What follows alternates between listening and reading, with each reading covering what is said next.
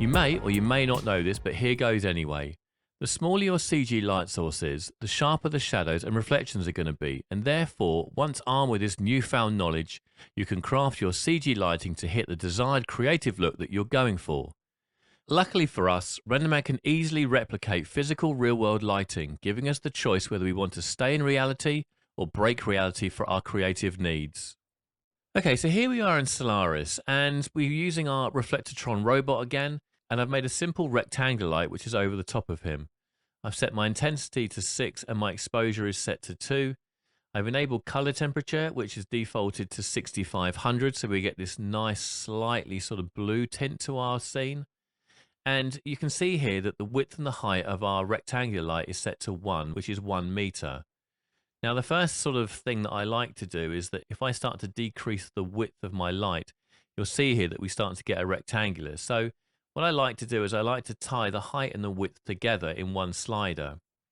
And you can do this by coming over to the width parameter, and you go down to here and right click and you go copy parameter.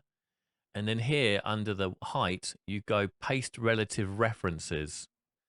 So now as I start to decrease the width of my light, the height is following suit as well. So the width and the height are tied at 0.67. So if we decrease the width and the height of our light even further down, you can see what's starting to happen is that we're starting to get our shadows and our reflections much sharper. In here on his hand, you can see that this is the reflection of this small light here, which is 0.3 of a meter.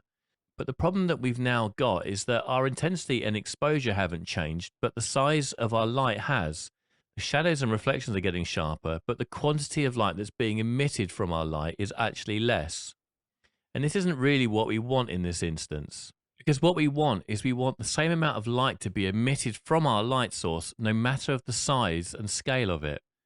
And this is where the Normalize power button comes into it. So if I just go ahead and click it, you'll see that instantly our scene reverts back to having an intensity of 6 and exposure of 2. And so what this is doing is this is ignoring the size of your light and still emitting the same amount of exposure and intensity. And again, if we come up to 1 meter, you can see that our scene doesn't get any brighter, yet the shadows and the reflections get softer. And again, if I take this up to something like 2 meters, again, we can see that our shadows have got much softer and our reflections on his hand have got much softer, yet the quantity of light hasn't increased. And let's just do that one more time by going quite small down to 0.2, or even let's go a bit further down to 0.1. So he's got incredibly sharp shadows and his reflections are much sharper, yet the amount of light being emitted from this light hasn't changed. And you don't really get this in the real world. You can't scale a physical light. You can't squash it in its width and its height. And this is where the creative control really comes in when you start to use this normalized power. We keep the intensity and exposure and the brightness of our light, yet we start to have creative control over the shadows and our reflections. And so just to recap, here is the light at 1 meter by 1 meter with the normalized power turned off.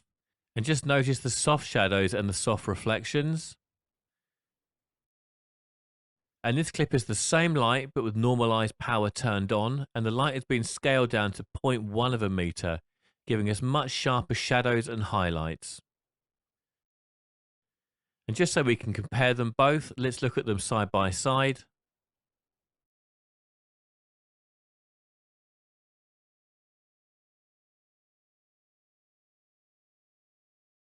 And so the next time we need to sharpen your shadows whilst retaining the quantity of light, call normalized power to the rescue.